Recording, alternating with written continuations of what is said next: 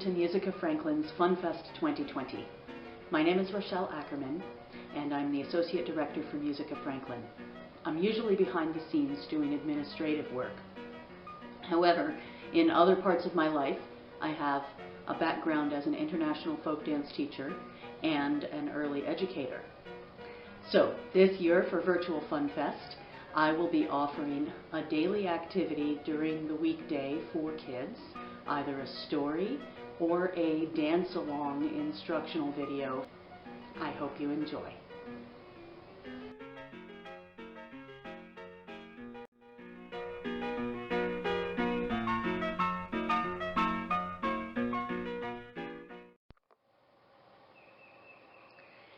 Today I'm going to read you a folk tale from Bali, which is an island in Indonesia.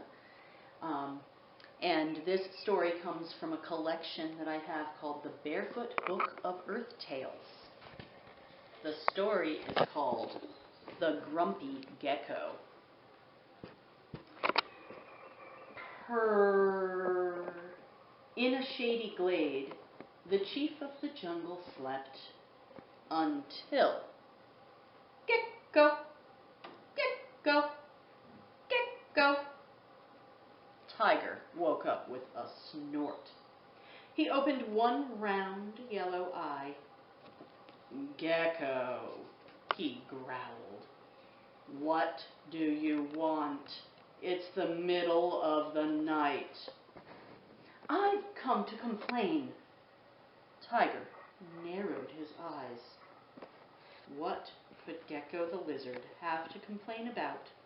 He spent most of his time lazing around, just sleeping and eating.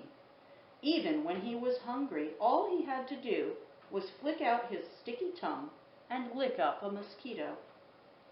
What's troubling you? Tiger asked. It's the fireflies, said Gecko.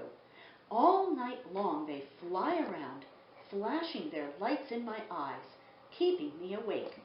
Hour after hour, night after night, flashing and flickering.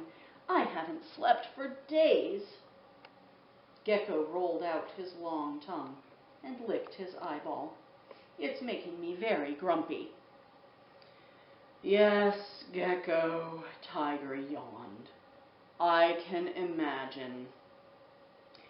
Well, said Gecko, you're the chief of the jungle. Go and talk to them about it. Make them stop. Tiger stifled another gigantic yawn. I'll talk to the fireflies, he promised Gecko. Gecko scuttled off into the night, muttering to himself, all night long flashing and flickering, flickering and flashing. Tiger sighed and set off to find the fireflies. Wading through the paddy fields, Tiger's great paws sent the silver reflections of stars rippling across the water. The night vibrated with the chirps and croaks of frogs and the trills of a million insects. Above the paddies, the fireflies flickered and flashed. Fireflies, Tiger called. Gecko says you have been disturbing his sleep, flashing and flickering all night long. Is this true? Ooh, it's Tiger, giggled the fireflies, fluttering and flashing more than ever. The chief of the jungle himself. Tiger coughed. Fireflies, please. I just want to know why you have been disturbing Gecko.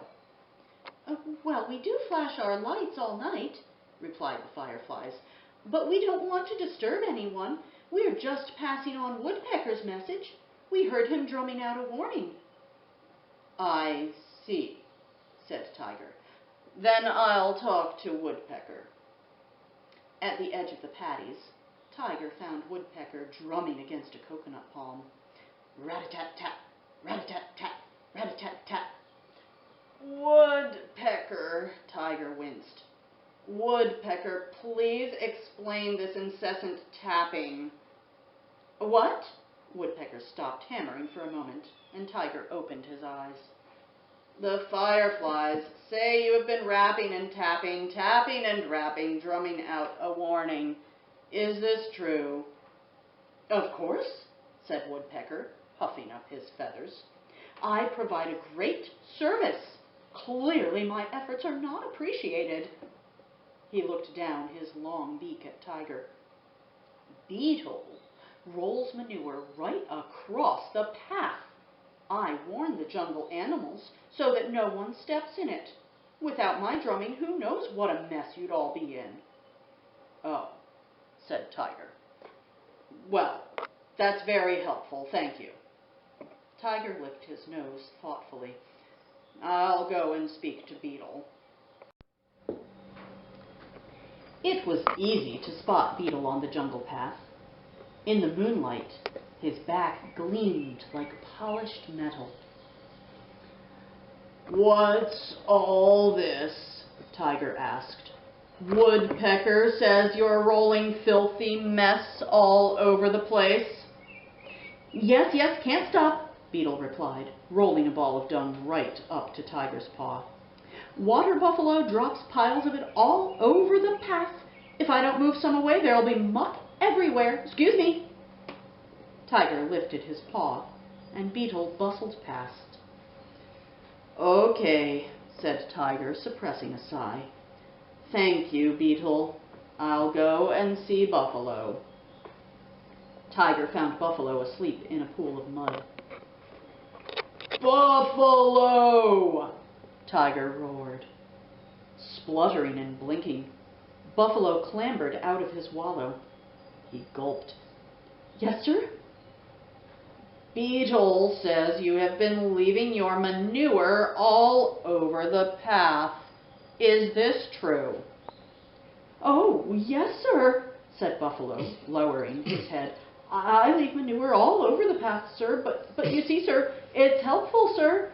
Rain washes holes in the path every afternoon. I leave manure only to fill up the holes so that no one trips or falls. If I didn't, sir, someone could get hurt. I see, said Tiger. Well, that's very thoughtful of you, Buffalo. Tiger's tail twitched. He was beginning to lose patience. He sighed. I'll go and hear what Rain has to say. Tiger set off for Mount Agung, the highest peak on the island and the home of Rain.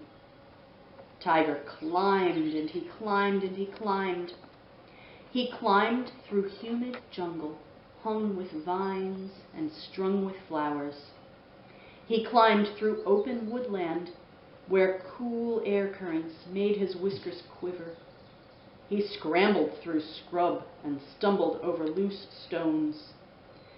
At last, his claws clattered onto the smooth grass of the mountain peak. He stopped to catch his breath. He looked down at the mountain. The sun was rising. Tiger stared. Jungle spread out for miles around, flamboyant with flowers. Wild orchids and climbing lilies, trumpets of violet blue and starbursts of brilliant flame red. Tiger sniffed. He smelt jasmine, lang-lang, frangipani. He swiveled his ears. He heard newborn streams, trickling and tinkling.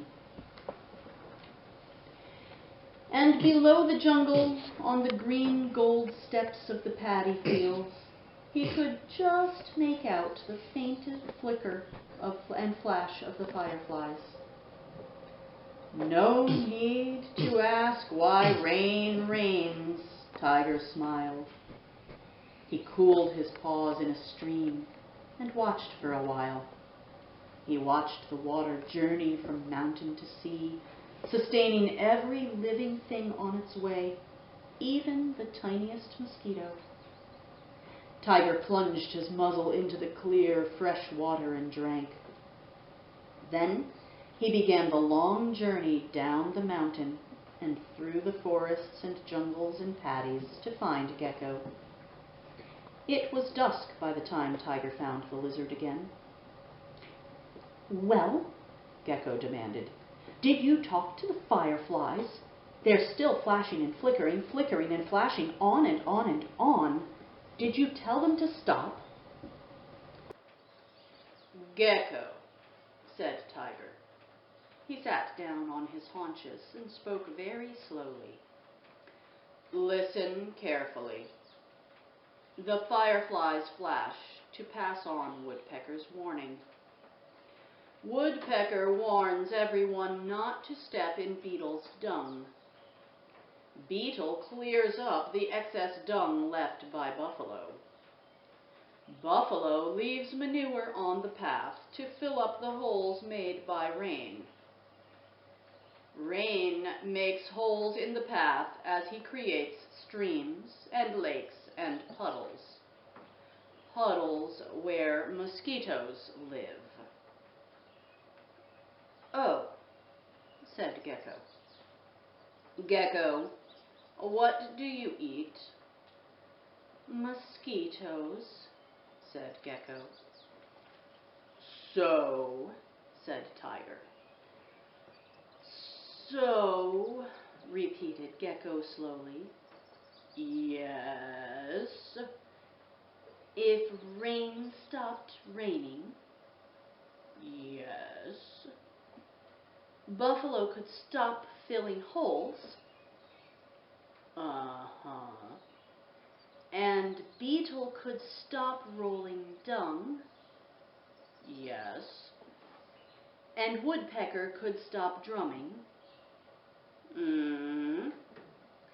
And the fireflies could stop flashing." "Yes, Gecko." "But I would have nothing to eat." "Exactly," said Tiger. "Gecko, everything in this world is connected. Go and live in peace with the fireflies." So Gecko stuck himself upside down underneath a branch of a tree. He closed his eyes. He went to sleep. The fireflies flickered and flashed. Tiger snored. Purr.